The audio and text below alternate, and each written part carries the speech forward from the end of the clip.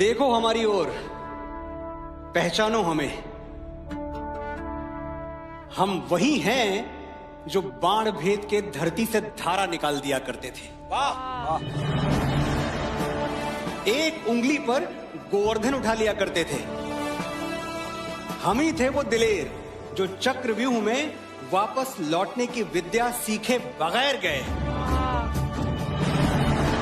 और वो भी हम ही थे जिनके फेंके हुए पत्थर पानी में तैर गए। हम मारना भी जानते हैं और बचाना भी।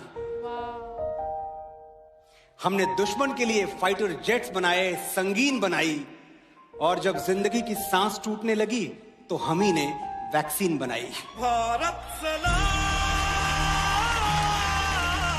और लिख दिया उस वैक्सीन पर, सर्वे संतु निरामया, यानी ईश्वर सिर्फ हम पर ही नहीं, हर किसी पर, सब पर करें दया।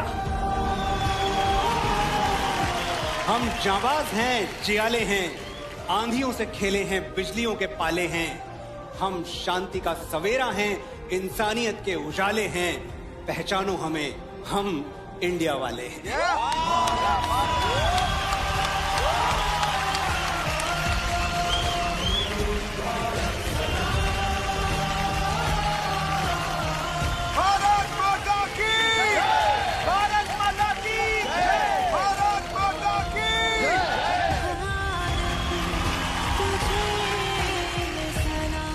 लेडीज एंड जेंटलमैन, ये है आज के दौर के प्रख्यात और बेहतरीन गीतकार जिनके हिट गानों की लिस्ट तेरी गलियां, कौन तुझे यूं प्यार करेगा, एक्सेट्रा एक्सेट्रा, काफी लंबी है। मनोज मुंतशिर। वाह! वंदे मातरम लिखा क्यों गया था?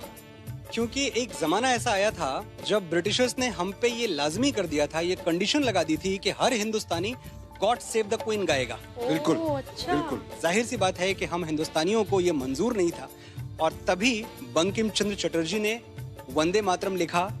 मैं समझ सकता हूं कि वो गॉड सेव द क्वीन क्यों नहीं गाना चाहते थे, लेकिन आज एक हिंदुस्तानी होने के नाते ये जो मेरे सामने सुरों की क्वीन खड़ी है, इसके लिए मैं कहना चाहता हूं, गॉड सेव दिस क्वीन। भाई साहब, मैंने कहीं सुना था कि हर फैसला होता नहीं सिक्का उछाल के, ये दिल का मामला है जरा देखभाल के। मोबाइलों के दौर के आशिक को क्या पता रखते हैं कैसे खत पे कलेजा निकाल के। क्या बात है, क्या बात है। हम हिंदुस्तानी हैं, मोहब्बत, अमन और सुलह के हमराज हम ही हैं। विश्व शांति के लिए उठने वाली सबसे बुलंद आवाज हम ही हैं।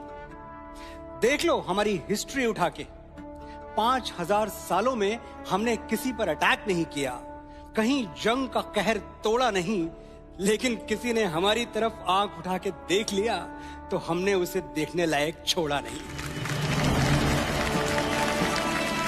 दोस्तों के लिए स्वागतम का गीत हैं हम, और दुश्मनों के लिए मुंह तोड़ जवाब भी हम ही, अहिंसा भी हम ही हैं, इनकलाब भी हम ही गौतम बुद्ध हैं, और राणा प्रताप भी हम ही। गलती से भी तुमने हमारी शराफत को कमजोरी समझ लिया तो बहुत पछताओगे। बांसुरी बजाने वाली उंगलियों ने सुदर्शन चक्र उठा लिया तो कहां जाओगे।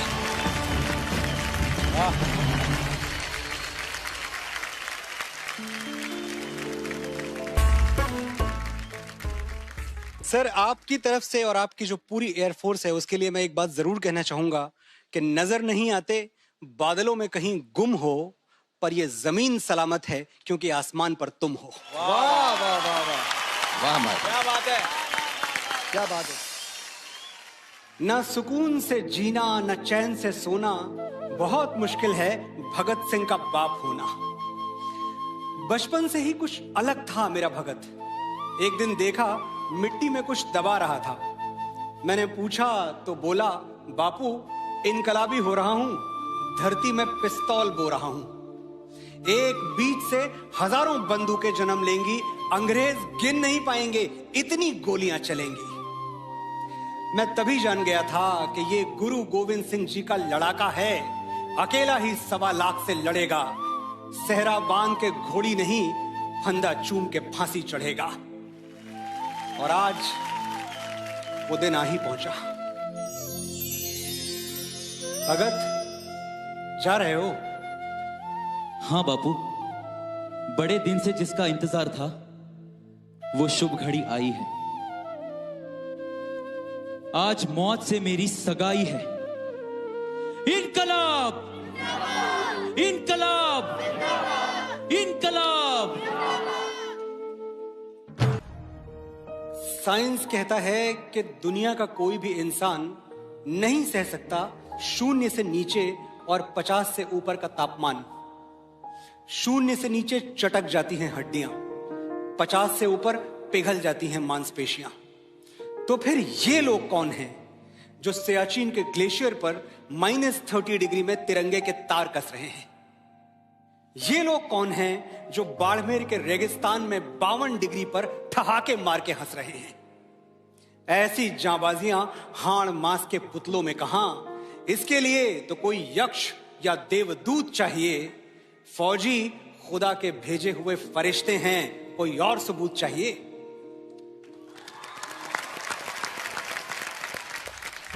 भले कच्ची उम्र में जिंदगी की शाम आ जाए, ये मुमकिन ही नहीं कि खून पे इल्जाम आ जाए।